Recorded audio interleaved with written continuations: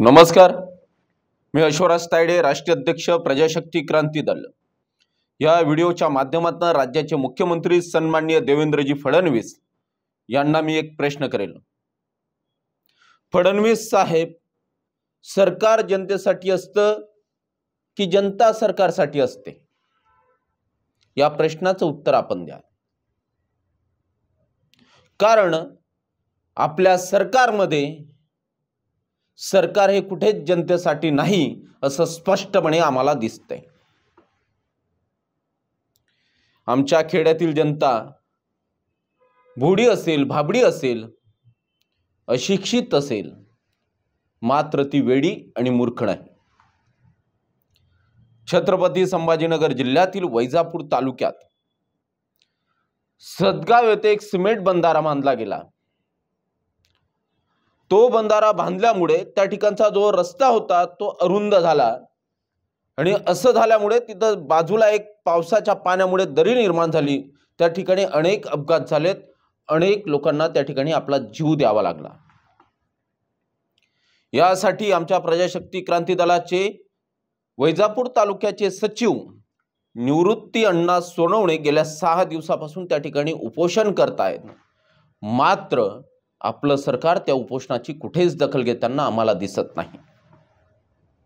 ठीक आहे, आपण संघटनेची दखल नका घेऊ, पण इथला शोषित, उपेक्षित, कष्टकरी शेतकरी यांचे जे प्रश्न आहेत, आमच्या खेड्यात राहणाऱ्या लोकांचे जे प्रश्न आहेत, त्या प्रश्नांची दखल आपण घ्यावी ही साधी आणि माफक अपेक्षा मी या व्हिडिओच्या माध्यमातून आपल्याला करेन। महोदय, त्या ठिकाणी अनेक लोकांचे जीव जात आहेत। आपले मस्तावलेले भ्रष्ट अधिकारी त्या ठिकाणी नागरिकांच्या कुठल्याच प्रश्नांची दखल घेताना दिसत नाही। आमचे पदाधिकारी निवृत्ती अण्णांनी त्या ठिकाणी माहितीचा अधिकार टाकला, शेत नकाशा, गाव नकाशा त्या ठिकाणी मागितला, एस्टिमेट मागितलेत, परंतु आपला मस्तावलेला अधिकारी, भ्रष्ट अधिकाऱ्यांनी त्यांना कुठल्याही पद्धतीने त्या ठिकाणी माहिती पुरवली नाही। गेल्या 6 दिवसापासून 70 वर्षाचा म्हातारा त्या ठिकाणी उपोषणाला बसलाय।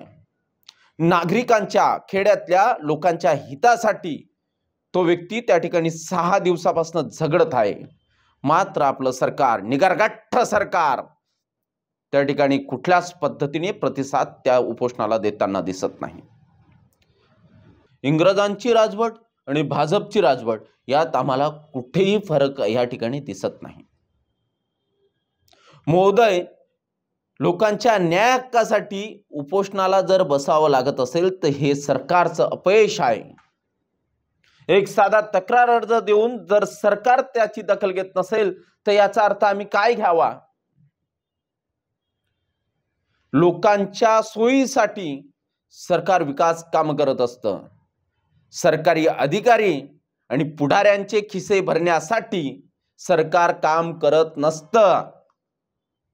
मात्र आपलं सरकार सरकारी अधिकाऱ्यांचे खिसे भरण्यासाठी आणि पुढाऱ्यांचे खिसे भरण्यासाठी काम करतंय का, हा प्रश्न या ठिकाणी निर्माण होतोय। महोदय, त्या ठिकाणी सिमेंट बंधारा गरज नसताना चुकीच्या ठिकाणी बांधला गेला। साधारण 4 ते 5 गावाची लोक त्या रस्त्यावरनं जात असतात। मात्र हा रस्ता अरुंद झाल्यामुळे त्या साऱ्या गावकऱ्यांची गैरसोय त्या ठिकाणी होते। महोदय, पक्ष म्हणून आपण जर कॅल्क्युलेशन केलं तर आगामी स्थानिक स्वराज्य संस्थांच्या निवडणूक आहेत, जिल्हा परिषदची निवडणूक असेल किंवा पंचायत समितीची निवडणूक असेल, जर आपण हे प्रश्न सॉल्व केले तर ठीक, नाहीतर जिल्हा परिषद गटातनं आणि पंचायत समितीच्या गणातनं आपल्या उमेदवारांचा पराभव हा निश्चित, हे मी या ठिकाणी लिहून देतो। महोदय, गेल्या 2022 पासनं ही लोक त्या ठिकाणी लढा देत आहेत। ते सांगतायत की हा बंधारा या ठिकाणी आम्हाला नको, यामुळे लोकांचा प्राण जातोय। मात्र आपले मस्तावलेले आणि भ्रष्ट अधिकारी ऐकायला तयार नाहीत। गेल्या 6 दिवसापासून आमचे 70 वर्षाचे योद्धा निवृत्ती अण्णा सोनवणे त्या ठिकाणी उपोषण करतायत आणि त्या ठिकाणी आपले अधिकारी जातात आणि आम्ही चौकशी करतो, आम्ही बघतो, आम्ही करतो, या पलीकडे कुठलीच भूमिका त्या ठिकाणी घेत नाहीत. तर या व्हिडिओच्या माध्यमातून मला आपल्याला एकच विनंती करावीशी वाटेल, महोदय आपण तातडीने ह्या उपोषणाची त्या ठिकाणी दखल घ्यावी. ज्या 4-5 गावांचा त्या ठिकाणी येण्या जाण्याचा प्रश्न निर्माण झालाय, रस्त्याचा प्रश्न निर्माण झालाय, त्या प्रश्नांची सोडवणूक आपण तात्काळ करावी, हेच ह्या व्हिडिओच्या माध्यमातून मी आपल्याला नम्र विनंती करेल. जय हिंद, जय महाराष्ट्र, जय प्रजाशक्ती.